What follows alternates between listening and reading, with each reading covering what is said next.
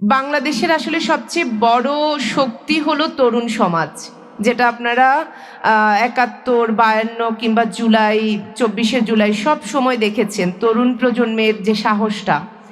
তো এইবারের নির্বাচনে তাহলে কেন তরুণদেরকে বাদ দিয়ে হবে? একটি ন্যায়ভিত্তিক রাষ্ট্র ব্যবস্থা, জনগণের মতামতে যেখানে প্রতিফলন ঘটবে খুব সুন্দরভাবে, গণতন্ত্রের যে আমরা কথা বলি মুখেই শুধু গণতন্ত্রের প্রয়োগটা যেখানে সঠিকভাবে হবে। আসলে যখন একটা রাষ্ট্রে প্রশাসনের পক্ষপাত দুষ্ট আচরণ লক্ষ্য করা যায়, তখন নির্বাচন আর আসলে প্রতিযোগিতা বা একটা উৎসবমুখর নির্বাচন থাকে না, তখন সেটা হয়ে ওঠে একটা আনুষ্ঠানিকতা। আমরা সেটা আর চাই না। নতুন বাংলাদেশে চাই সুষ্ঠু নির্বাচন এবং চাই যোগ্য নেতৃত্ব। খুব সুন্দর একটা বিষয়। যিনি এই বিষয়টাকে সিলেক্ট করেছেন তাকে আমি স্পেশাল ধন্যবাদ দিতে চাই এবং তার টিমকে। খুব সুন্দর একটা টপিক, আমার ভীষণ পছন্দ হয়েছে। আমি আসলে নোয়াখালীতে ছিলাম পারিবারিক প্রোগ্রামে, তো ম্যাডাম যখন আমাকে বললেন, আমি শুধুমাত্র এই প্রোগ্রামটার জন্যই চলে এসেছি গতকাল রাতে। এনিওয়ে, আমরা এমন একটা পর্যায়ে আসলে এসে দাঁড়িয়েছি যেখানে বাংলাদেশ শুধু একটা দেশ বা একটা নাম না, বাংলাদেশ একটা প্রশ্ন হয়ে দাঁড়িয়েছে। বাংলাদেশ একটা প্রত্যাশা হয়ে দাঁড়িয়েছে সাধারণ মানুষের এবং জনগণের। বাংলাদেশ একটা সম্ভাবনার নাম হয়েছে সেই জুলাইয়ের পর থেকে। ৭১ সালে আমরা স্বাধীনতা এনেছি, কিন্তু সত্যিকার অর্থের যে বাংলাদেশ সাধারণ মানুষের, একজন রাজনীতিবিদ কিংবা একজন রাষ্ট্রের যারা নীতি নির্ধারণী পর্যায়ে আছে, তাদের বাইরে গিয়ে আপনি যখন চায়ের দোকানের পাশের যে মামাটা আছে তার কাছে জানতে চাইবেন যে তিনি কেমন বাংলাদেশ চাই, সেটাই আসলে সত্যিকার অর্থের বাংলাদেশ বা আমাদের চাওয়ার বাংলাদেশ, সম্ভাবনার বাংলাদেশ। নতুন বাংলাদেশ বলতে আসলে আমরা কি বুঝি? নতুন বাংলাদেশ আমরা কেমন চাই? যে নতুন বন্দোবস্তের কথা আসছে সবার মুখে মুখে। গত ১ বছর ধরে আমরা লক্ষ্য করেছি যে আমরা বিচারহীনতার একটা রাষ্ট্রে আছি, যেখান থেকে উত্তরণের জন্য অনেক মানুষ একমাত্র পথ হিসেবে বেছে নিয়েছে নির্বাচনকে। অবশ্যই নির্বাচন আমাদের জন্য খুবই দরকারি। তো নির্বাচনের জন্য আসলে অনেকগুলো বিষয় জড়িয়ে আছে একটা নির্বাচনের সাথে। আমি ছোট ছোট করে একটু হিন্টস বলছি আমার মতো করে।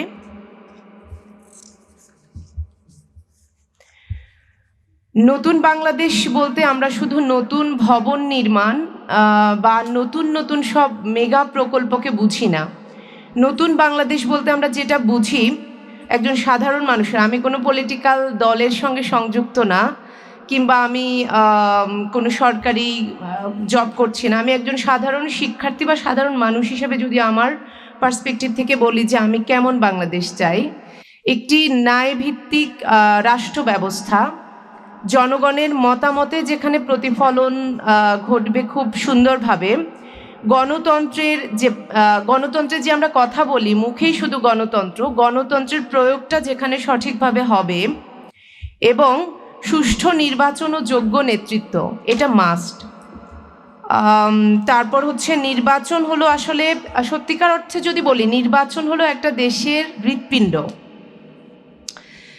আমার জীবনে আমি কখনো ভোট দিতে পারিনি, কিন্তু আমি ভোটার হয়েছি, ভোট কেন্দ্রেও গিয়েছি।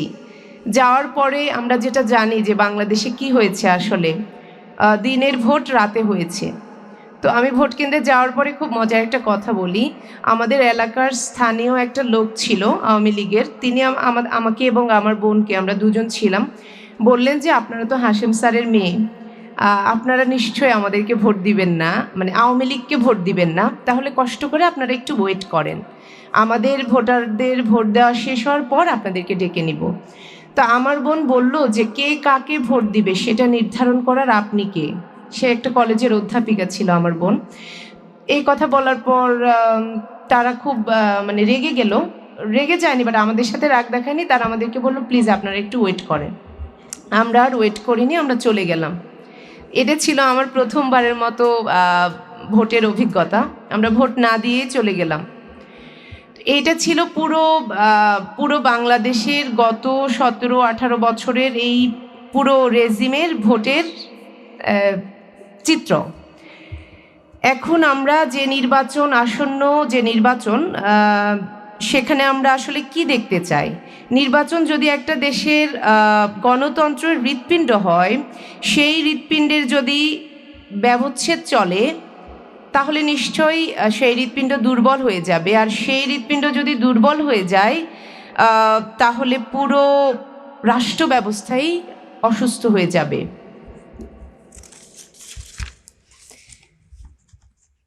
একটি সুষ্ঠু নির্বাচন বলতে আমরা যেটা সহজ বাংলায় বুঝি, দিনের ভোট যেখানে রাতে হবে না, ব্যালট চুরি হবে না, যেখানে ভোটাররা নির্ভয়ে কেন্দ্রে যেতে পারবে, যেখানে নির্বাচন কমিশন সঠিকভাবে কাজ করতে পারবে, কোনো রকম বল প্রয়োগ করা হবে না তাদের উপর, এবং তারাও নিরপেক্ষতার পরিচয় দিবে, যেখানে ব্যালট বক্সের চেয়ে জনগণের মতামত শক্তিশালী হয়ে উঠবে। আসন্ন নির্বাচনকে সামনে রেখে বিদ্যমান কিছু সমস্যা আমার দৃষ্টিতে আমি একটু বলছি। আসলে আমরা দেখতে পাচ্ছি এখন থেকে মানুষের মনে আতঙ্ক, কিন্তু এই আতঙ্ক হবার কথা ছিল না। জুলাইয়ের পর অন্তত আমরা নির্ভয়ে, যারা আমাদের ভোটার আছে, দেশবাসী আছে, তরুণ প্রজন্ম আছে, তারা যেন নির্ভয়ে ভোট কেন্দ্রে যেতে পারে, সেরকম একটা পরিবেশ আমরা আশা করেছি এবং এখনও করছি, স্টিল নাও। ভোটার উপস্থিতি কমে যাওয়া এবং ভোট কেন্দ্রে ভয় ও অনিরাপত্তা, প্রশাসনের নিরপেক্ষতা নিয়ে আসলে এখানে একটা বিশাল বড় প্রশ্ন আছে। সেটার উত্তর কারা দেবে আমি এখনও জানি না। প্রার্থী নির্বাচনে অযোগ্যতা, আমরা গত বছরগুলোতে দেখেছি কি, যারা আসলে যোগ্য না তাদেরকেও সংসদে পাঠিয়ে দেওয়া হচ্ছে, তারা ওখানে গিয়ে প্রলাপ বকছে, যা ইচ্ছা তাই বলছে, তাদের কোনো পার্সোনালিটি ছিল না। একজন রাজনৈতিক নেতা হিসাবে প্রথম যে গুণটা তার মধ্যে থাকতে হবে সেটা হলো যে তিনি যে কথা বলবেন সে কথা তাকে মানতে হবে শতভাগ নিশ্চয়তা নিয়ে। তিনি মানুষের সাথে কথা দিয়ে গিয়ে কথাগুলো বড় বড় করে বলছেন, কিন্তু বাস্তবে তার 1%ও প্রয়োগ করছেন না, সেটাকে নেতা বলে না। তারপর যে বিষয়গুলো, আসলে যখন একটা রাষ্ট্রে প্রশাসনের পক্ষপাত দুষ্ট আচরণ লক্ষ্য করা যায়, তখন নির্বাচন আর আসলে প্রতিযোগিতা বা একটা উৎসবমুখর নির্বাচন থাকে না, তখন সেটা হয়ে ওঠে একটা আনুষ্ঠানিকতা। আমরা সেটা আর চাই না। আমরা যারা নতুন ভোটার আছি, টোটাল সব মানুষ, পুরান ভোটার, নতুন ভোটার, সকলের এখন একটাই প্রত্যাশা যে সুষ্ঠু একটা নির্বাচন এবং যোগ্য প্রার্থী, যোগ্য নেতা যারা সংসদে কথা বলবে, আমাদের হয়ে যারা যাবে, মানে আমরা পাঠাচ্ছি, আমাদের চাওয়া পাওয়াগুলো, আমাদের কাজগুলো, আমাদের অধিকারগুলো তারা আসলে রক্ষা করবে, তারা আসলে প্রয়োগ করবে।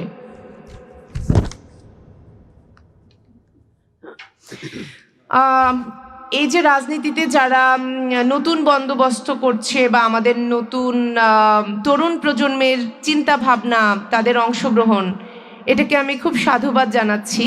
এবং বাংলাদেশের আসলে সবচেয়ে বড় শক্তি হলো তরুণ সমাজ, যেটা আপনারা 71, 52 কিংবা জুলাই, 24শে জুলাই সব সময় দেখেছেন, তরুণ প্রজন্মের যে সাহসটা। তো এইবারের নির্বাচনে তাহলে কেন তরুণদেরকে বাদ দিয়ে হবে না? নিশ্চয়ই আমাদের নতুন যে বন্দোবস্ত, নতুন যে নেতারা উঠে এসছে, তারা আসলে আমাদেরকে স্বপ্ন দেখাচ্ছে, আমাদের স্বপ্নগুলো তারা তাদের চোখে দেখাচ্ছে। বাংলাদেশের তরুণরা কি আসলে ভোট দিতে আগ্রহী কিনা, আপনারা কয়েকজনের সঙ্গে কথা বলে এই বিষয়গুলো নিয়ে আসলে আমি অনেকদিন ধরে কাজ করছি ছোট ছোট করে, যে তরুণরা আসলে এখন ভোট দিতে আগ্রহী কিনা। তরুণরা রাজনীতিতে এত অনেক আসছে, আপনারা দেখতেই পাচ্ছেন, পার্টিসিপেশন অনেক বাড়ছে। বরং সচেতন ও নৈতিক রাজনীতিতে আমাদের তরুণদেরকে যুক্ত করা আমাদের সকলেরই এখন সবচেয়ে বড় উচিত। এটাই নতুন বাংলাদেশের পথ। তরুণরা যদি প্রশ্ন না করে, তরুণরা যদি ভোট না দেয়, নেতা না হয়, তাহলে অন্যায়ের বিরুদ্ধে না দাঁড়ায়, তাহলে আসলে পরিবর্তনটা আসবে না। আমরা যে পরিবর্তনের কথা বলে আসছি সকলের চাওয়ার, সেটা আসলে আসবে না। যার কারণে আমাদের এখন কিছু করণীয় আছে, যেটা হতে পারে নতুন বাংলাদেশ গড়ার জন্য নতুন পুরাতন সকলে মিলে আসলে এই পরিবর্তনগুলো নিয়ে আসতে আমরা সক্ষম হব। স্বাধীন ও শক্তিশালী নির্বাচন কমিশন, প্রশাসনের পূর্ণ নিরাপত্তা, রাজনৈতিক দলগুলোর আসলে দায়িত্বশীল আচরণ, কালো টাকার প্রভাব রোধ, ভোটার শিক্ষার প্রসার, যোগ্য ও সৎ প্রার্থীদের এগিয়ে নিয়ে আসা। ভারতীয় আধিপত্যবাদ নিয়ে একটু ছোট করে বলি, যদিও আজকের টপিকের সাথে যায় না, কিন্তু মূল পুরো বাংলাদেশের যে পলিটিক্স, সেটার একটা বড় অংশ জুড়ে আছে ভারতীয় আধিপত্যবাদ। ফ্যাসিস্ট আওয়ামী লীগের বিচার নিষিদ্ধকরণ, ইসলামোফোবিয়ার বিপক্ষে সংগ্রাম, এই সংস্কারগুলি এবং এই সংস্কারগুলির মধ্য দিয়ে গণতান্ত্রিক ব্যবস্থাকে উন্নত করা আর ইসলামের নীতি ও আদর্শের উপর ভিত্তি করে একটা ইনসাফপূর্ণ সমাজ ও রাষ্ট্র ব্যবস্থা গড়ে তোলাই এখন বাংলাদেশের আগামী দিনের রাজনীতি। এটাই হবে নতুন বাংলাদেশের বন্দোবস্ত। শক্তিশালী এই সংস্কারগুলোর মধ্য দিয়ে আগামী দিনে বাংলাদেশ বাঙালি মুসলমানদের জন্য একটি শক্তিশালী রাষ্ট্র হয়ে উঠবে এবং সকল ধর্মের মানুষের একটি নিরাপদ আবাসস্থল হয়ে উঠবে। সবাইকে ধন্যবাদ। সবাই ভালো থাকবেন, সুস্থ থাকবেন। আল্লাহ হাফেজ।